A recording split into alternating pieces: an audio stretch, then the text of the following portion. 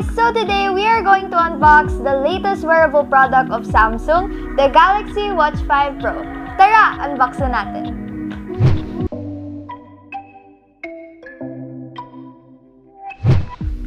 Alright guys, so from the packaging pa lang, makikita mo na agad sa harap ang glimpse ng magiging itsura nung watch.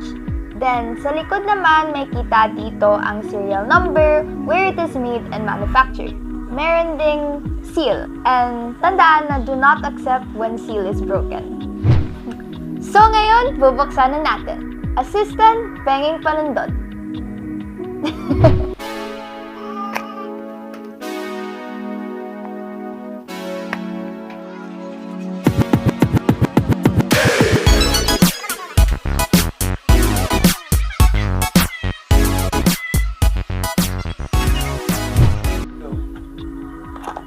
Ayan. So, once you remove the top cover, meron pang isang box.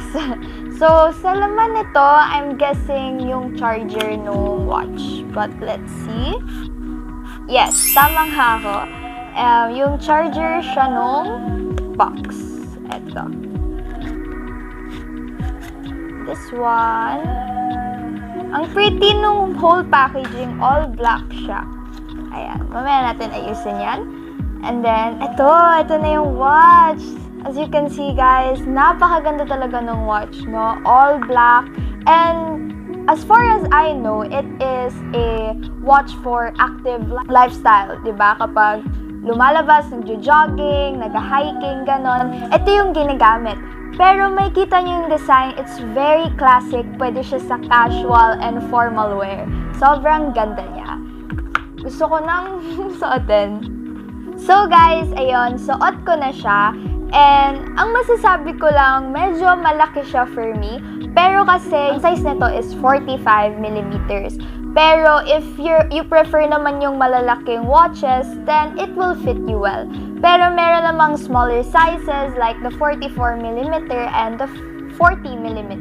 So, pwede siya for all sex, male, female, any gender, pwede siya. So, ayun. And then, dito naman sa band niya, what I like about it is very adjustable and magnetic siya.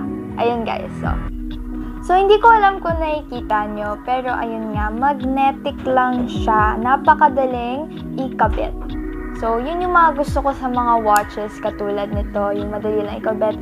Lalo na at ginagamit talaga to sa mga sports events, sa mga physical activities, pag nag-workout, diba? Pag nag-gym, ito talaga yung very useful na kind of watch.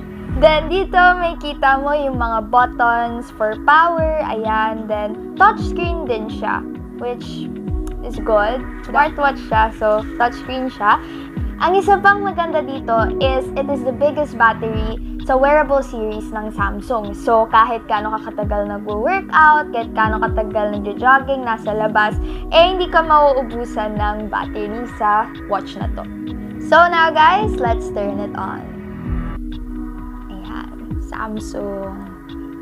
Medyo matagal, pero first time natin bubuksan. Ayan, Samsung Galaxy. Ayan, so when you first open it, when you first turn it on, syempre, kailangan nyo pa iset yung mga date time, yung language. So, eto. Iset natin siya to English, Philippines. So, ayan, check it.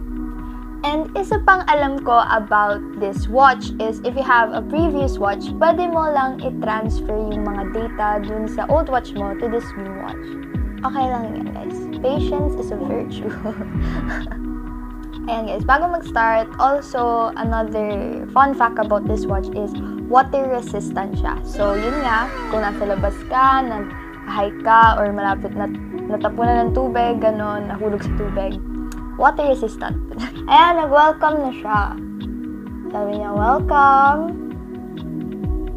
Ayan, so Galaxy Watch 5 Pro, get started in the Galaxy Wearable app on your phone. Ayan, then from here, pwede mo na mag-start i-access siya using your Samsung phone, your Android phone.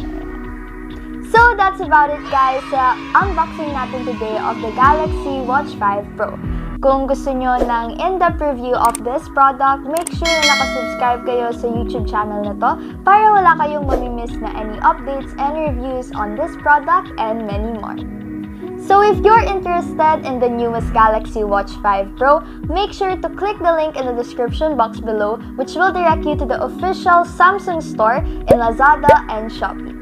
So that's it guys, thank you for watching and see you next week.